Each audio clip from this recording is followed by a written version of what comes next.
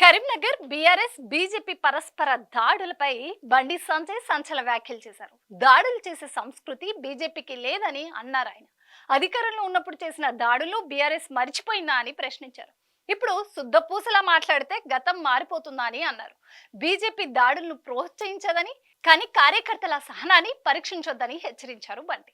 ప్రభుత్వం నిధులతో నిర్మించిన ఎమ్మెల్యే క్యాంప్ ఆఫీస్ దగ్గర నుంచి బూతులు తిట్టడం ఎవరు నేర్పించారని నిలదీశారు. బీఆర్ఎస్ హయాంలో బీజేపీపై జరిగిన దాడులు చిట్టాను విప్పారు బండి సంజయ్. కేటీఆర్ సిరిసిల్ల పర్యటనకు వెళ్లిన ప్రతిసారి బీజేపీ కార్యకర్తలను హింసించేవారని ఆరోపించారు. గతంలో తాను చేసిన ప్రజా సంక్రమ యాత్రలో తమ పార్టీ కార్యకర్తలపై రాళ్ల దాడి చేయించింది ఎవరో గుర్తులేదా అని అన్నారు. ఉమ్మడి నల్గొండ జిల్లాలో వడ్ల కొనుగోలు కేంద్రాలను పరిశీలనకు వెళ్లినప్పుడు తమపై కర్రలు రాళ్లతో దాడి చేసిన ఘటనలు ఇంకా గుర్తున్నాయని చెప్పారు ఆయన. మహిళా కార్యకర్తలు రైతులు అని కూడా చూడకుండా బీఆర్ఎస్ శ్రేణులు గూండాల్లా ప్రవర్తించారని మండిపడ్డారు. ఈ ఘటనలన్నీ అంత సులభంగా మర్చిపోయేది కావని ధ్వజమెత్తారు.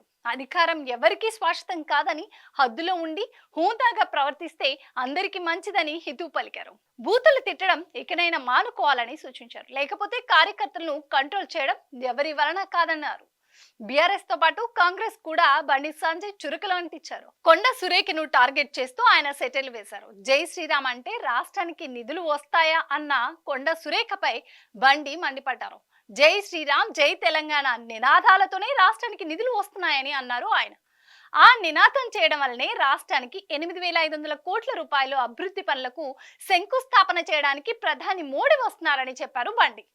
హిందీలో మాట్లాడిన మోడీ గత 12 ఏళ్లలో తెలంగాణకు 12 లక్షల కోట్ల రూపాయలు నిధులిచ్చారని, తెలుగులో మాట్లాడిన రేవంత్ రెడ్డి 6 గ్యారెంటీలను అమలు చేయలేకపోతున్నారని సెటిల్ వేశారు. రేవంత్ రెడ్డి తెలంగాణకు గేమ్ చేంజర్ కాదని, ఆయన తెలంగాణ లోటర్ అంటూ గాఢంగా విమర్శించారు.